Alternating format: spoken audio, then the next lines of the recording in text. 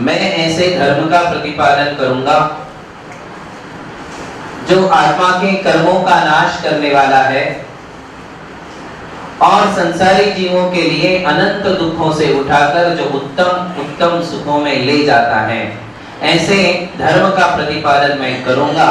ऐसा संकल्प स्वामी समंत भद्र आचार्य श्री ने रत्नकरंडक श्रावकाचार्य ने किया और उन्होंने ये संकल्प के रूप में धर्म की एक परिभाषा दी और उन्होंने कहा कि सच्चा धर्म कौन सा है।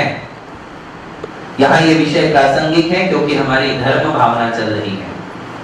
सच्चा धर्म कौन सा है तो कहते हैं जिसमें कर्म निवर्हणम, ऐसा धर्म सच्चा धर्म है जिस धर्म के परिपालन करने से हमारी आत्मा कर्मों से दूर होती है, हमारी आत्मा द्रव्य कर्म और भाव कर्म दोनों से अलिप्त हो जाती है, हमारी आत्मा मोह राग द्वेष इन सभी आत्मीय विकारों से दूर होती है तथा साथ ही साथ ज्ञानावरण आदि आठों कर्मों को जो इस धर्म के द्वारा नष्ट कर सकता है वही सच्चा धर्म है।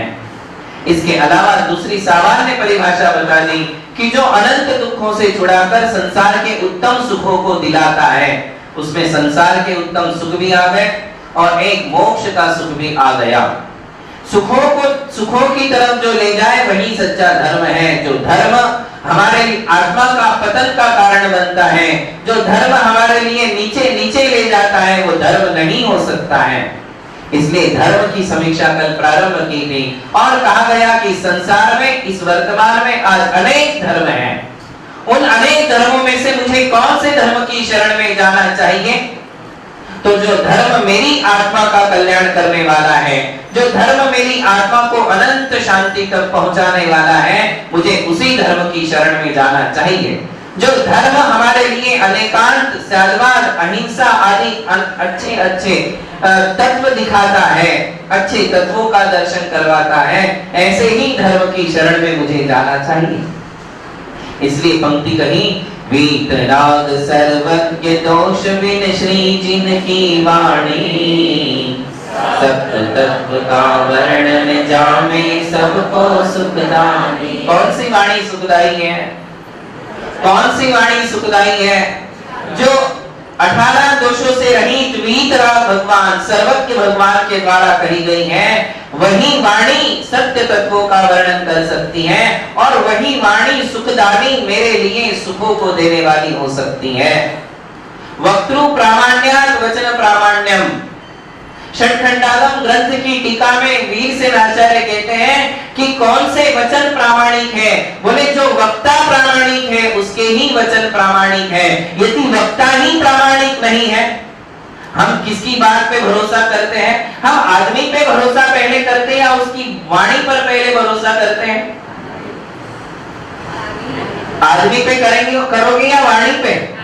पहले किस पे भरोसा करोगे? आदमी भरोसेमंद होगा तो उसकी बात पर हमारे लिए भरोसा होगा। आदमी ही अप्रामाणिक है, व्यक्ति ही विश्वासघाती है, व्यक्ति का रेपुटेशन अच्छा नहीं है, व्यक्ति का चरित्र अच्छा नहीं है, व्यक्ति के जो दाखले हैं, उसका जो इतिहास है, वो हमारे लिए ये दिखा रहा है कि इसका पास्ट और प्रेजेंट दोनों ही खराब है।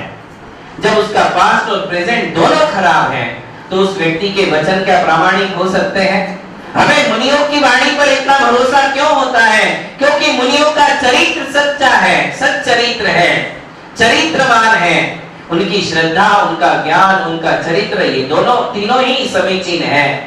उनके जीवन में विकार नहीं है, उनके जीवन में स्वार्थ नहीं है, उनके जीवन में किसी प्रकार की स्पृहा नहीं है। वे लोभ लालच लेकर के नहीं चलते हैं, उन्हें किसी से कोई अपेक्षा नहीं होती है। इसलिए हम मुनियों की वाणी को 100% सत्य मान करके चलते हैं और उनकी वाणी के अनुसार अपने जीवन में हम रास्ते तय करते हैं कि मुझे इन्हीं के कहे हुए रास्ते पर चलना है। जब हमें मुनियों की वाणी पर इतना भरोसा है, क्यों? क्योंकि वे पंच पापों के त्यागी हैं, संसार शरीर भोगों से विरक्त है, उनका अपने परिवार से कोई नाता नहीं है, उनका अपना जन्म स्थान, उनके अपने परिवार, इन दोनों से उन्होंने रिश्ता तोड़कर सारी धरती को उन्होंने अपना परिवार बना लिया है, अथवा वे सारे संसार से विरक्त हो चुके हैं। इसलिए उनके पास वो कषाय नहीं है जो कषाय असत्य का प्रतिपादन करवाती है। मुनियों का अपना कोई स्वार्थ नहीं, उनका अपना निहित स्वार्थ नहीं है, इसलिए हमें मुनियों की वाणी पर इतना विश्वास होता है। तो आप बताइए कि वीतराग भगवान कैसे होंगे? जो वीतराग है, जिनके मन में किंचित मात्र भी राग नहीं है, द्वेष नहीं है, संसार को बढ़ाने वाला एक भी विकार जिनकी आत्मा में नहीं है, स्वच्छ है, शुद्ध है, उनकी वाणी कितनी पवित्र होगी, उनकी वाणी कितनी सत्य होगी। अरे इस संसार में वीतराग भगवान के अतिरिक्त कोई सत्य का प्रतिपादन पूर्ण रूप से कर ही नहीं सकता है।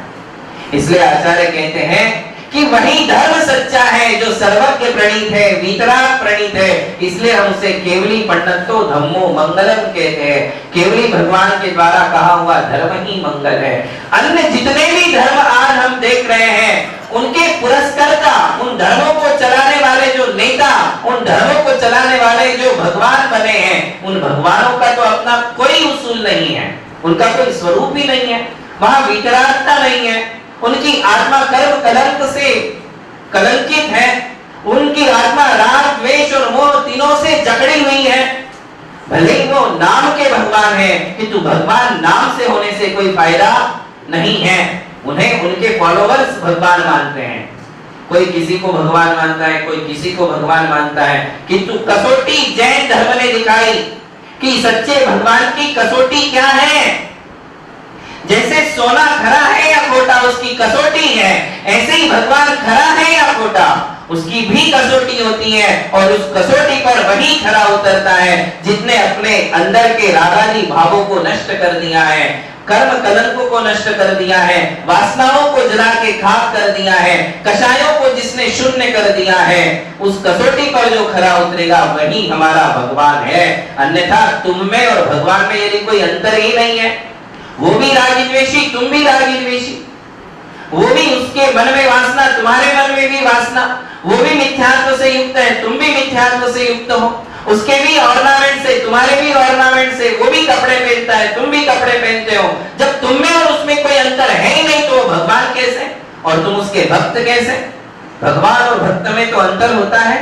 भगवान इस संसार का सबसे शुद्ध पदार्थ है, सबसे शुद्ध जीव है, शुद्ध आत्मा है, वो चरम सीमा है। भगवान से बढ़कर इस संसार में कोई नहीं, वो अंतिम लक्ष्य होता है। और जो अंतिम लक्ष्य पर जो पहुंच चुका है, उसमें और आप में यदि कोई अंतर ही नहीं होगा, तो क्या वो भगवान माना जाएगा? हमारे भगवान का जो स्वरूप कहा गया, वे ऐसे भगवान हैं कि अब उनके आगे बढ़ने का कोई दरकार ही नहीं है, कोई दरकार नहीं। यही अंतिम लक्ष्य था। सिद्ध भगवान शुद्ध हो गए, अब उनको और क्या शुद्ध करोगे?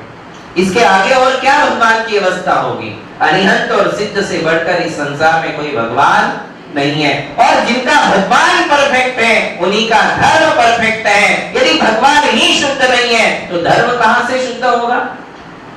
हो सकता है क्या?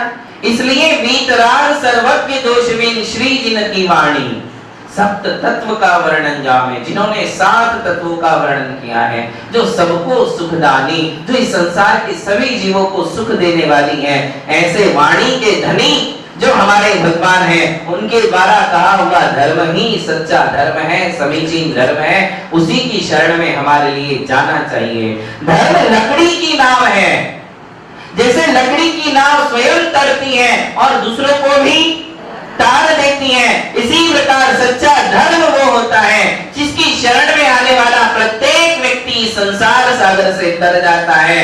वरना नाव तो कागज की भी होती है, नाव तो पत्थर की भी हो सकती है। ना कागज की नाव तर पाती है, ना पत्थर की नाव। जितने भी जैनेतर धर्म हैं, वे हमारी दृष्टि से पत्थर की नाव के समान हैं। क्यों ऐसा?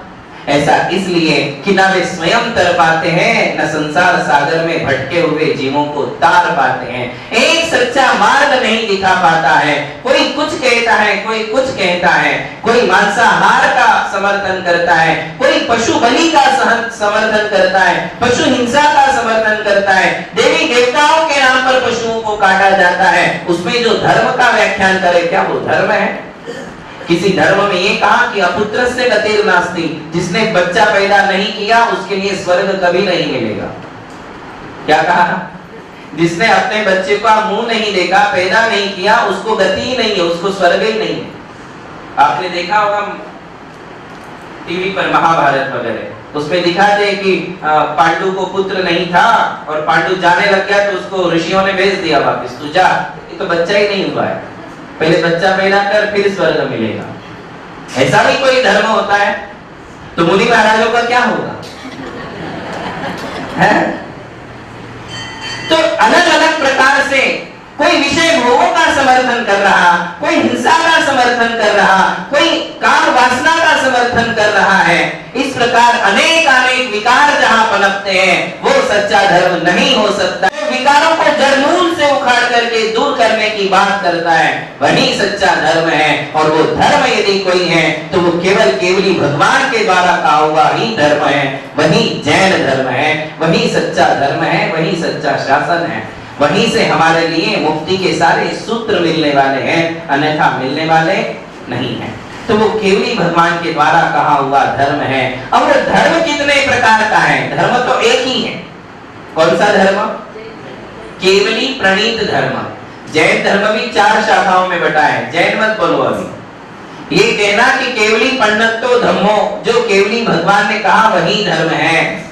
और वो धर्म कितने प्रकार का है? तो कहते वो धर्म 2 प्रकार का है, एक है गृहस्थ धर्म और एक है, बस 2 ही प्रकार का वो धर्म है। या उसको आध्यात्मिक भाषा में कहा जाता है कि 2 प्रकार का धर्म है, एक शुभोपयोग और एक है शुद्धोपयोग। कितने प्रकार का? 2 प्रकार का। एक शुभ उपयोग वाला धर्म है और एक शुद्ध उपयोग वाला धर्म है। शुद्ध उपयोग उसे कहते हैं जिसमें मुनिराज, शुद्ध उपयोग वाला धर्म केवल किनको होता है?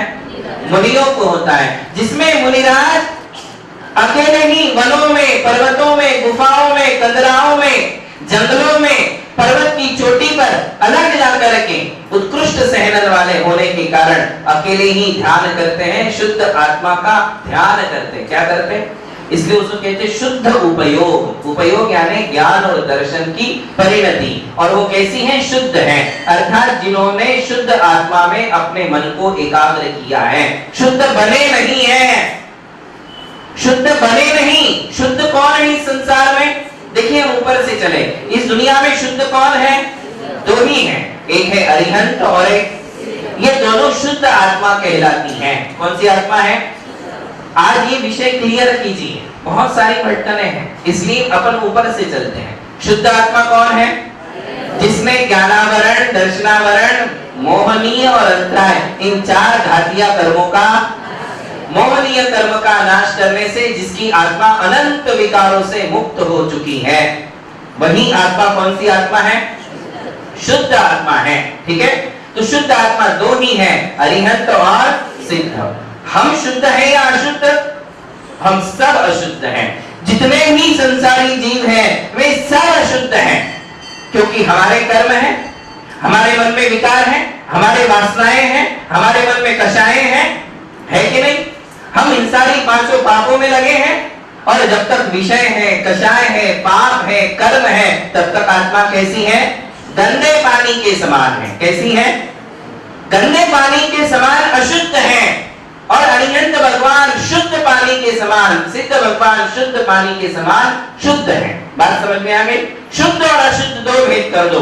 फिर यहाँ कई लोग ऐसा क्यों कहते हैं कि वो शुद्ध छु, वो बुद्ध छु, मेरी आत्मा शुद्ध है, ऐसा क्यों कहते हैं? वो सिर्फ अपनी आत्मा को समझाने के लिए, शुद्ध है नहीं। किंतु कहा जाता है कि देख तेरे में शुद्ध बनने की क्षमता है, तू अपनी शुद्ध परिणति को मत भूल, तू शुद्ध स्वरूप है। जैसे सिद्ध भगवान का स्वरूप है वैसा ही तेरा स्वरूप है। किंतु आज तू कर्म और वासनाओं और विकारों से जकड़ा हुआ है, इसलिए तू अशुद्ध है। शुद्ध बनने की तुझमें क्षमता है। क्या है? शुद्ध है नहीं। यदि तुम भी शुद्ध, तो तुम में और अरिहंत भगवान में क्या अंतर है? कोई अंतर है? फिर भक्ति किस लिए? फिर पूजाएं किस लिए? फिर माला पाठ किस लिए? फिर व्रत संयम किस लिए? फिर एकासन उपवास किस लिए? जब तुम शुद्ध ही हो। क्या अरिहंत भगवान व्रत करते हैं, तपस्या करते हैं? अरिहंत भगवान पूजा आराधना करते हैं? करते क्या? कहाँ हो? अरिहंत भगवान क्या साधना कर रहे हैं, पूजाएं कर रहे हैं, आराधना कर रहे हैं? नहीं कर रहे। क्यों नहीं कर रहे? क्योंकि वे करने योग्य सब कार्य कर चुके और करने का जो फल चाहिए वो फल उनको लग गया। फल था शुद्ध आत्मा, कौन सा था? और वो शुद्ध आत्मा को प्राप्त कर चुके। अब जब फल मिल चुका है तो बीज बोने से क्या फायदा? फल खाने से फायदा है। तो वे शुद्ध आत्मा की अनुभूति कर रहे हैं। क्या कर रहे हैं? क्या कहेंगे? अरिहंत और सिद्ध भगवान क्या कर रहे हैं? शुद्ध आत्मा की अनुभूति, अनुभव। क्या कर रहे हैं? अनुभव। शुद्ध आत्मा का अनुभव केवल अरिहंत और सिद्ध भगवान ही करते हैं। तो फिर शुद्धोपयोगी मुनि क्या करते हैं? जो जंगलों में जाकर तपस्या कर रहे हैं, बाहुबली भगवान जैसा ध्यान कर रहे हैं, वे शुद्धोपयोगी मुनि कहलाते हैं। वे क्या कर रहे हैं? तो कहते हैं कि वो शुद्ध आत्मा का ध्यान कर रहे हैं। क्या कर रहे हैं? अरिहंत भगवान क्या कर रहे हैं? अनुभव कर रहे हैं, सीधे सीधे अनुभव। क्योंकि पानी शुद्ध हो गया, अब वो उस पानी को पी रहे। पानी पी रहे का मतलब जैसे हम शुद्ध पानी को पीते हैं, शुद्ध पानी का अनुभव करते हैं, वैसे उन्होंने आत्मा को शुद्ध कर लिया। अब वो शुद्ध आत्मा की अनुभूति कर रहे हैं। क्या कर रहे हैं? अनुभूति। और शुद्धोपयोगी मुनि क्या कर रहे हैं? शुद्ध आत्मा का ध्यान कर रहे हैं। फिर हम सब क्या करते हैं? देखिए, वो एक हो गए शुद्ध अनुभूति करने वाले शुद्ध आत्मा की, एक है शुद्ध आत्मा का ध्यान करने वाले। अब हम सब कौन हैं? हम हैं शुभोपयोगी। कौन है? जब तक हमारे लिए उन मुनियों के जैसी दशा नहीं मिलेगी। कौन सी दशा? बाहुबली भगवान जैसी, भरत चक्रवर्ती जैसी, है ना, हनुमान जैसी। जैसे इन्होंने दीक्षा ली, जंगलों में तपस्या करने लग गए, उन्हें शुद्धोपयोगी मुनि कहते हैं। कौन से? और जब तक वो अवस्था नहीं आती तब तक हम कौन है? शुभोपयोगी। कौन है? शुभ उपयोगी। हम क्या करते? आराधना। क्या करते हैं? हम आराधक हैं। और शुद्धोपयोगी मुनि साधक हैं। और अरिहंत सिद्ध भगवान उसके अनुभव करने वाले हैं। बात समझ में आई? क्या आया? एक कोई टारगेट बना रहे हैं हम, शुद्ध आत्मा। किसको टारगेट बनाया है? उस शुद्ध आत्मा को अनुभव करने वाले कौन? अरिहंत सिद्ध। उसका ध्यान करने वाले कौन? शुद्धोपयोगी। और उसकी आराधना करने वाले कौन? हम और आप। हम भी और आप भी। क्यों? क्योंकि आज हम शुद्धोपयोगी मुनि, क्योंकि शुद्धोपयोगी मुनि बनने के लिए शरीर की क्षमता चाहिए, उत्कृष्ट सहनन चाहिए, महीना 2 महीना 4 महीना उपवास करने की क्षमता, साल भर उपवास करने की क्षमता चाहिए, दुखमा सुखमा काल चाहिए। चौथे काल में ही ऐसे मुनि होते हैं। बात समझ में आई? तो मुनियों के 2 प्रकार हो गए। कितने प्रकार? एक शुद्धोपयोगी मुनि और एक शुभोपयोगी मुनि। और गृहस्थ कितने प्रकार के?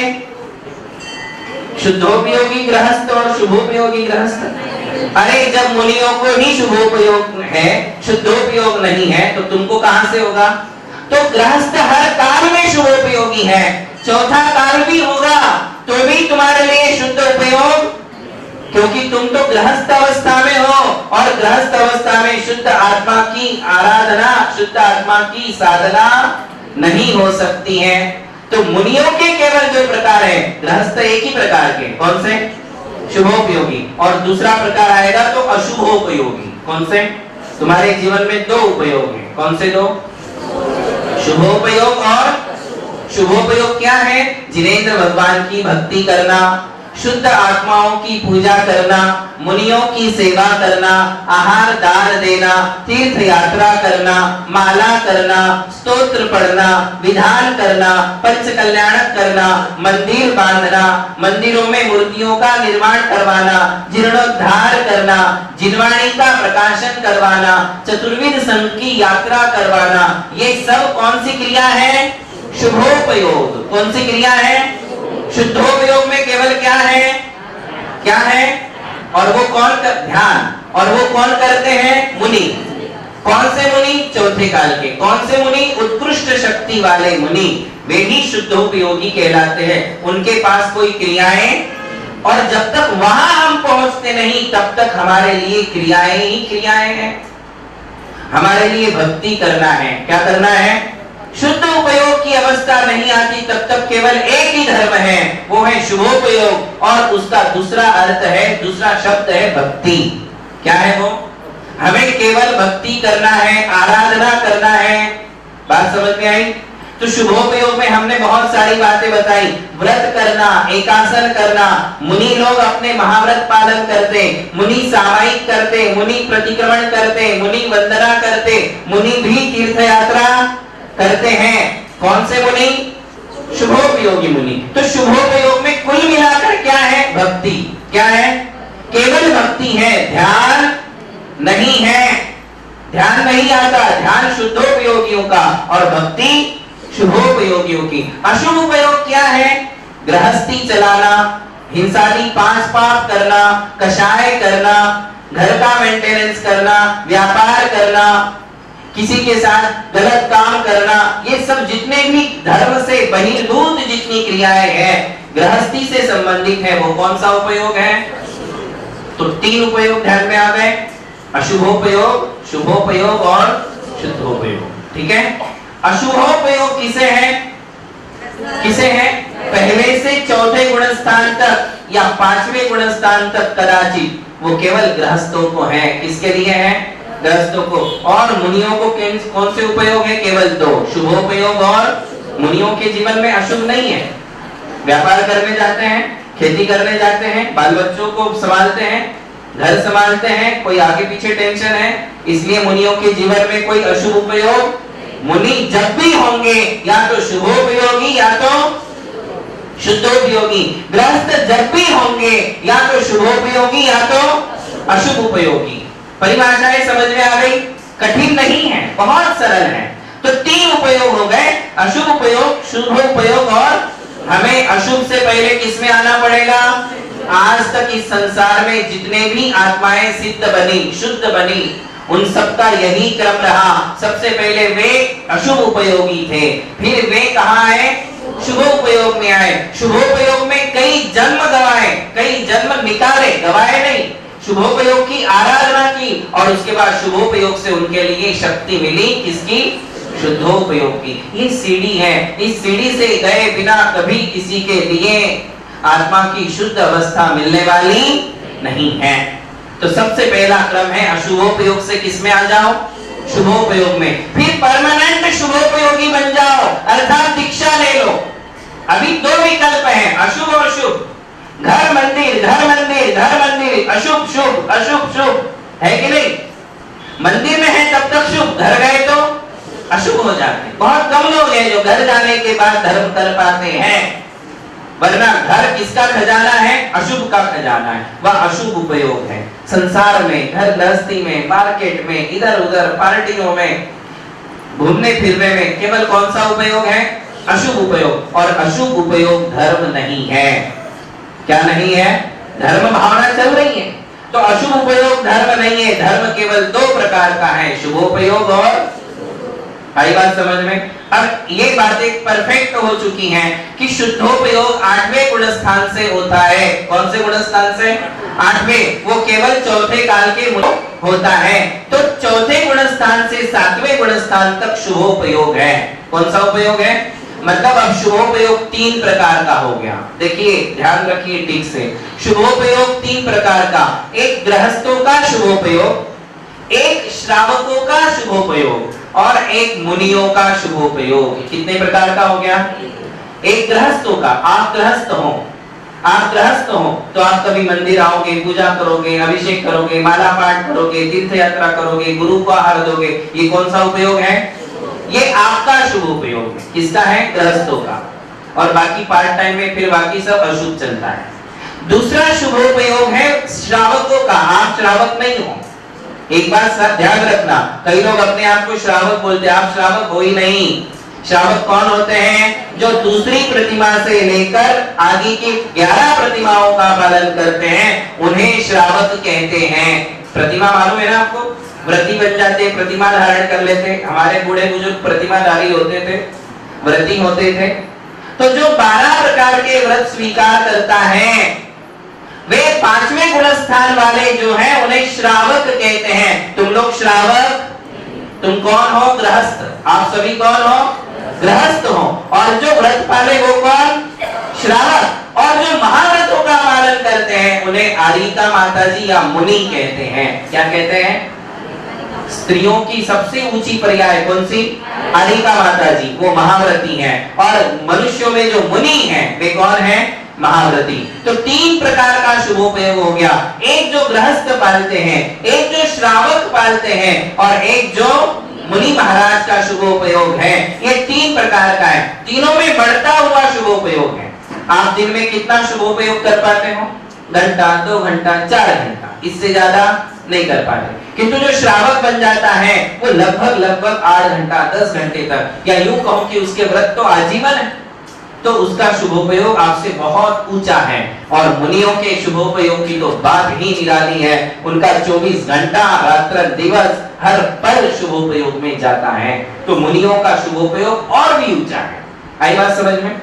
तीनों में भक्ति है, गृहस्थ भी भक्ति करता है, श्रावक भी भगवान की भक्ति करता है, और मुनि भी भगवान की भक्ति करता है। भक्ति करने की आवश्यकता किसे नहीं है? केवल शुद्धोपयोगी मुनियों को। गृहस्थ भक्ति से 3 काल में भी दूर नहीं हो सकता। जिस दिन तुम भक्ति से हट गए, भक्ति से दूर हो गए, उस दिन तुम कहीं के नहीं हो। तुम्हारा पहला गुणस्थान है तुम मिथ्या दृष्टि हो। भगवान की भक्ति से दूर होने वाला गृहस्थ कभी सम्यक दर्शन को प्राप्त नहीं कर सकता है। मात्र एक ही ऑप्शन है, भक्ति करो, और भक्ति के अनेक मार्ग हैं। दान देना, पूजा करना, विधान आदि करना, तीर्थ यात्राएं करना, आप यही कर सकते हो, इससे ज्यादा आप नहीं कर सकते हो। यही बात मैं आज आपके लिए बता रहा हूं कि जो जिस स्थान में है उसे अपने स्थान के अनुसार भक्ति करना चाहिए। आपको कौन सा धर्म करना चाहिए? जो गृहस्थ का धर्म है। और जो प्रतिमाधारी होते हैं वे भक्ति करने के साथ साथ व्रतों का भी पालन करते हैं। उनकी भक्ति आपसे ज्यादा है, प्लस उनके साथ व्रत है। और मुनि क्या करते हैं? वे सबसे ज्यादा भक्ति करते हैं और साथ में महाव्रतों का भी पालन, संयम का पालन करते, महाव्रतों का पालन करते। तो 3 प्रकार की भक्ति हो गई, 3 प्रकार का शुभोपयोग। सबने अपने अपनी अवस्था का ही काम करना। जेणु काम तेज करे, बीजो करे तो गोता खाए, गुजराती में बोलते हैं। जिसका जो काम है उसको वही करना चाहिए। एक का काम दूसरे ने गेली करने को गया तो गोता खाए, नाव डगमगा जाएगी और डूब जाओगे। बात समझ में आई?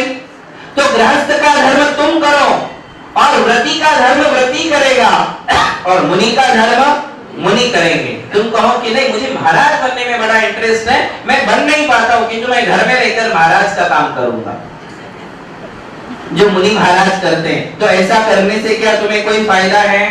फायदा होगा। कई लोग कहते हैं कि महाराज मुझे केशलोच करना है, आप हमारी भी केशलोच करो ना। मैंने कहा क्यों भाई, केशलोच क्यों करना है? तुमको इतनी इच्छा हो रही तो कपड़े उतारो फिर केशलोच करो। पहले कपड़े उतारे जाएंगे फिर केशलोच, फिर बाल उतारे जाएंगे, बराबर ना? यदि कोई गृहस्थ केशलोच कर ले तो उसको कोई फायदा है?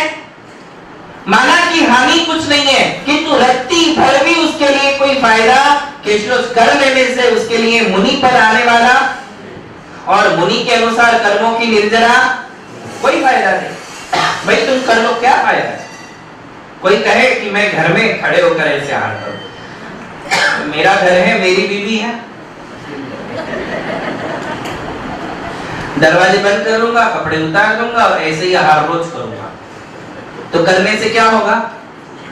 कोई फायदा होने वाला है? कर भी लो तो कोई फायदा है? जब जिसमें कोई लाभ ही नहीं है, अरे तुम बनिया हो, जिसमें कोई लाभ ना हो वो काम कर किया जाता है क्या? कोई फायदा नहीं है। जैसे सुनो, जैसे घर में रह करके ऐसे आहार करने से या व्हाइट साड़ी पहन लेने से, माताजी सरी का काम करने से तुम माताजी बनने वाली नहीं हो, तुम मुनि बनने वाले नहीं हो, या मुनि वाला फायदा तुम्हें होने वाला नहीं है। ऐसे ही तुम अव्रती हो, व्रती का काम करोगे तो भी तुम्हें कोई फायदा। आप कौन हो? गृहस्थ। गृहस्थ यानी अव्रती। क्या कहते हैं उसको? अव्रती। और श्रावक, श्रावक को कहते हैं व्रती। अब व्रती श्रावक का काम आप करोगे तो फायदा होगा। जैसे प्रतिक्रमण करना, बोले हम तो प्रतिक्रमण करेंगे। क्यों करोगे भाई? बोले नहीं सब लोग करते हैं ना इसलिए मैं भी करता हूं। और फिर कूड़ा कचरा जो साल भर में इकट्ठा होता 14 के दिन धो डालते हम, अनंत 14 के दिन। अरे क्या धो डालते? ये मिथ्यात्व है। क्या है? जो व्रती ही नहीं है, यदि वो सारा प्रतिक्रमण पढ़ लेगा तो उसको कोई फायदा होगा? कौन से ग्रंथ में लिखा है कि गृहस्थों ने प्रतिक्रमण करना चाहिए? प्रतिक्रमण दो प्रकार के हैं, एक श्रावक प्रतिक्रमण और एक मुनियों का प्रतिक्रमण। कितने प्रकार का है? दो ही प्रकार का प्रतिक्रमण है। या तो 2 प्रतिमाधारी बनकर के प्रतिक्रमण करो, या 5 प्रतिमा 11 प्रतिमा ये लोग प्रतिक्रमण करेंगे। क्यों? क्योंकि उन्होंने व्रत स्वीकार किया है। प्रतिक्रमण किसे कहते पता है आपको? लिए हुए व्रतों में 2 प्रतिमा में 2 प्रतिमा से लेकर आगे जो भी व्रत लिए हैं, उन व्रतों को लेने के बाद यदि उसमें कोई खंडन हुआ है, भंग हुआ है, अतिचार अनाचार लगा है, तो तस्य मिच्छामि दुक्कडम, मैं प्रतिक्रमण करता हूं, मेरे व्रत निर्दोष हो। व्रतों में जो दोष लगे हैं वो दोष मिथ्या हुए। तुम व्रत ही नहीं है, व्रत ही नहीं है और पूरा प्रतिक्रमण पढ़ रहे हैं। इतना आश्चर्य लगता है जब कोई गृहस्थ प्रतिक्रमण करता है और 11 प्रतिमाएं पढ़ लेता है अनंत चौदस के दिन। दर्शन प्रतिमा में दोष लगा हो, व्रत प्रतिमा में दोष लगा हो, सामयिक प्रतिमा में दोष लगा, वो प्राकृत है, पट्टे को समझता कुछ नहीं और पूरा पढ़ जाता है। चौथी प्रतिमा में कोई दोष लगा, तुम्हारी चौथी प्रतिमा ही नहीं है। जब तुम्हारी प्रतिमा ही नहीं है तो प्रतिक्रमण किस लिए कर रहे हो? फायदा होगा? यदि तुम प्रतिक्रमण में 4 घंटा बैठ जाओ, हानि कुछ नहीं, किंतु रत्ती मात्र का फायदा भी कोई फायदा नहीं है। जो तुम व्रतियों का धर्म करते, बोले मैं सामयिक करूंगा, मतलब तुम्हारा जो धर्म है उसे छोड़कर तुम सामयिक करोगे। सामयिक किसका काम है? व्रतियों का। व्रतियों का, मुनियों का तो है ही, किंतु 2 प्रतिमा से सामयिक प्रारंभ होती है। कहते हैं कि 2 प्रतिमाधारी में 2 टाइम की सामयिक करना, 3 प्रतिमाधारी में 3 टाइम की करना और 4 प्रतिमाधारी में 3 ही बार। आगे मत बढ़ो। 2 प्रतिमा वाले ने 2 बार, 3 प्रतिमा से लेकर आगे के जितने भी साधक हैं, 11 प्रतिमा, एल्लक जी, शुल्लक जी, हारिका माता जी, मुनि महाराज जी, सबने कितनी बार करना? 3 बार। और अवृत्ति को सामयिक है क्या? तो तुम्हारे लिए कौन सा धर्म है? जब तक आप अपना गुणस्थान और अपना धर्म नहीं समझोगे तब तक ऐसे ही भटकते रहोगे। कोई तुम्हें सामयिक पढ़ा के चला जाएगा, कोई तुम्हें प्रतिक्रमण पढ़ा के चला जाएगा, कोई तुम्हें प्रत्याख्यान सिखा के जाएगा और तुम ऐसे ही करते रहोगे और जो तुम्हारा काम है वो तुम नहीं करोगे। कुछ फायदा होगा? कुछ भी फायदा होने वाला नहीं है। जिस स्थान में है उस स्थान जैसा काम करे। मुनियों ने मुनियों का धर्म पालना, आरिकाओं ने आरिकाओं का धर्म पालना, एल्लक शुल्लक ने अपना धर्म पालना, प्रतिमाधारियों ने प्रतिमा वाला धर्म पालना और गृहस्थों ने अपना धर्म पालन करना चाहिए। जो तुम्हारा धर्म है वो तुम पालो। क्या करो? जो आपका धर्म है। तो कौन सा धर्म है? कौन सा धर्म है? तो कहते हैं सम्यक दर्शन ही आपका धर्म है। क्या है? सम्यक दर्शन का पालन करो। सम्यक दर्शन यानी अपनी श्रद्धा को मजबूत करो। अपनी श्रद्धा को मजबूत करने के लिए 8 अंगों का पालन करो। उन 8 अंगों को सीखो। निशंकित, निकांक्षित, निर्विचिकित्सा, अमूढ़ दृष्टि, उपगुहन, स्थितिकरण, वात्सल्य और प्रभावना, इन 8 अंगों की परिभाषा याद करो और इन 8 अंगों का पालन करो। क्या करो? इन 8 अंगों का पालन तुम्हारे लिए करना चाहिए और इसमें कहीं भी किसी प्रकार की त्रुटि नहीं होना चाहिए। मिथ्यात्व से दूर होना चाहिए। कुगुरु, कुदेव और कुधर्म की चपेट से बाहर निकलना चाहिए। मिथ्या मान्यताओं को तिलांजलि देना चाहिए। जो सत्य है उसके ऊपर अड़िग श्रद्धा रखना चाहिए और इसके साथ फिर दानम पूजा मुखम, क्या करते रहना चाहिए? दान और पूजा करते रहो। यही आपका धर्म। दानम पूजा मुखम सावे धम्मेन तेन सावया विना। बोले जो गृहस्थ दान और पूजा नहीं करेगा उसके बिना उसका धर्म टिकने वाला, उसके बिना तुम्हारा सम्यक दर्शन टिकेगा ही नहीं। सच्ची श्रद्धा कब तक टिकी रहेगी?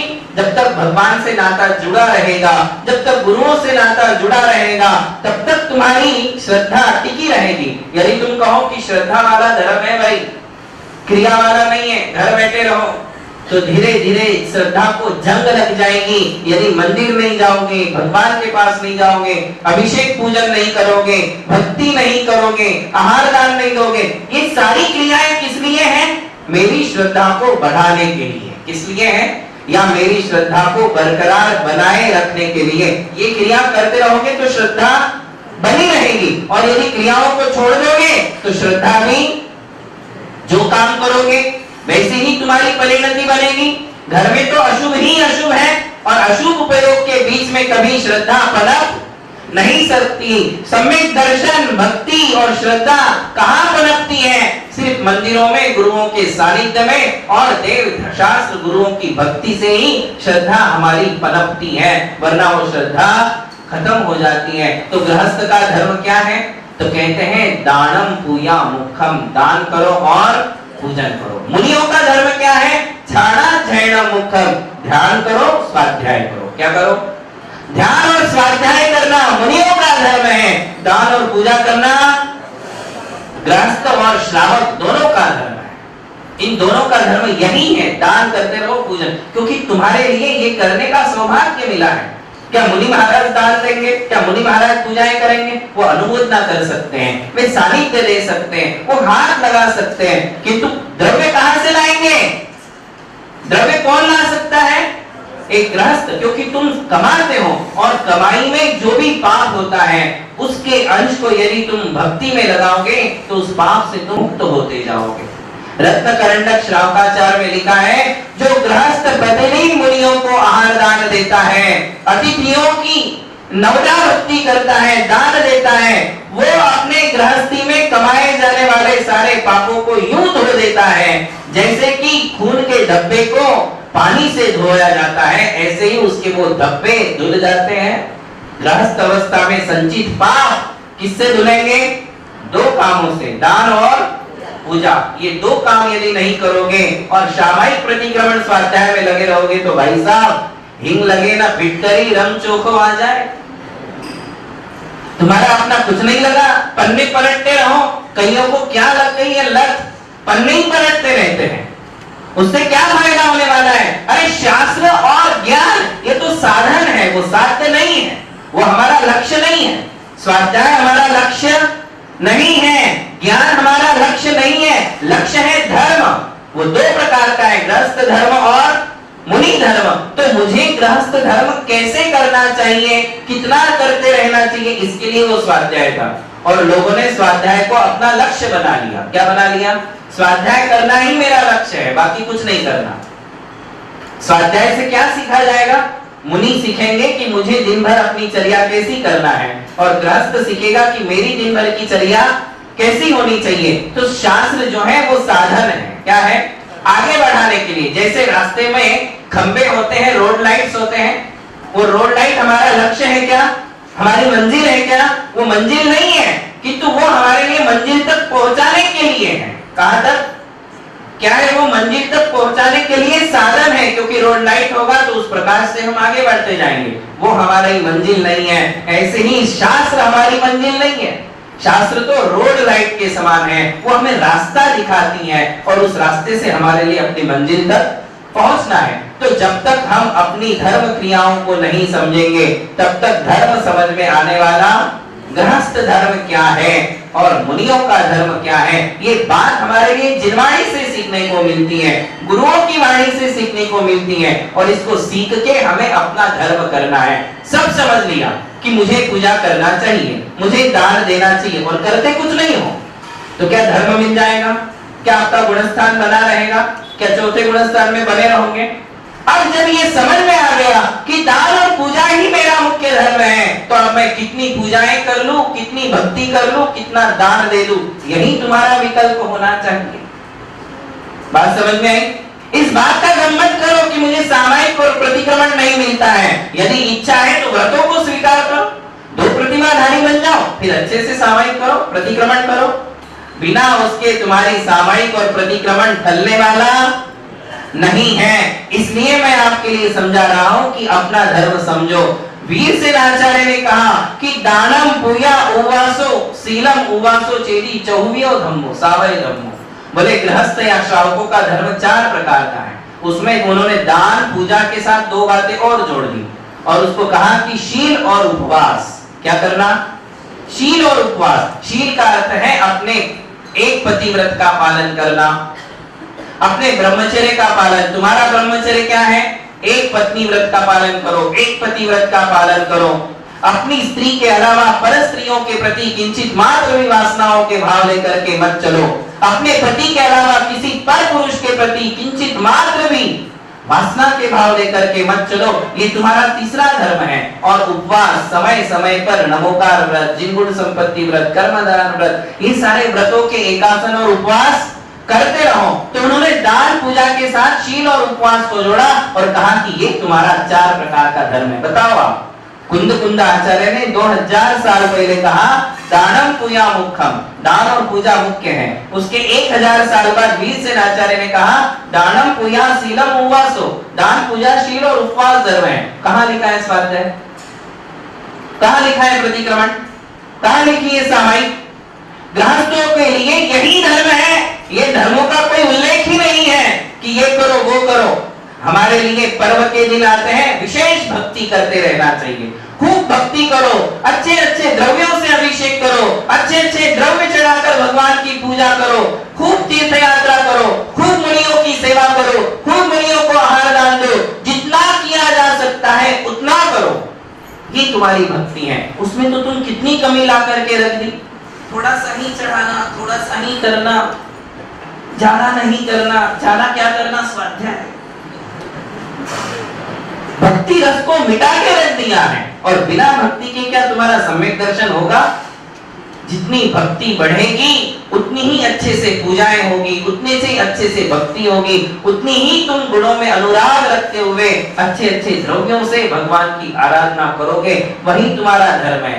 भगवान के मंदिर बनाने में अपना दान दो, मूर्तियों के निर्माण में अपना दान दो, पंच कल्याणकों में अपना अच्छा सहयोग दो। ये तुम्हारी भक्ति है, ये तुम्हारा धर्म है। यही धर्म गृहस्थ को संसार सागर से तारेगा। कैसे तारेगा? गृहस्थ अवस्था से तो कोई तर नहीं सकता है, किंतु ये धर्म जितना ज्यादा करोगे, ये धर्म के संस्कार तुम्हारे लिए एक दिन मुनि बना देंगे और वो मुनि पर एक दिन तुम्हें शुद्धोपयोग की अवस्था में ले जाएंगे। बिना इस सीढ़ी को चढ़े तुम मुनि पद को पा नहीं सकते। ये सीढ़ी है, हर सीढ़ी को पार करना पड़ेगा, तब जाकर के हमारे लिए शुद्धोपयोग और एक दिन शुद्ध आत्मा की अवस्था प्राप्त होती है। तो हमारे लिए ये समझना है, इन सीढ़ियों को क्रम क्रम से चढ़ते हुए हम आगे बढ़ेंगे, अपनी आत्मा को शुद्ध करेंगे। धर्म स्नेही बंधुओं, धर्म भावना केवल आत्मा के शुद्धिकरण के लिए है। किसके लिए है? ये 12वीं भावना है, ये धर्म भावना है। ये केवल मेरी आत्मा को शुद्ध करने के लिए, चमकाने के लिए, या यूं कहो कि ये मेरे अनंत सुख और शांति के लिए ये धर्म है। धर्म का दूसरा कोई भी लक्ष्य नहीं है, धर्म का दूसरा कोई भी उद्देश्य नहीं है। वो मेरे लिए शांति और सुख देने वाला है। और संसार के सभी जीव सुख और शांति चाहते हैं, दूसरा कुछ चाहते ही नहीं है। और उसका मूल कारण है धर्म। तो हमें उस धर्म को समझना है। और भी बातें हैं वो कल आपके लिए बताएंगे। महावीर भगवान की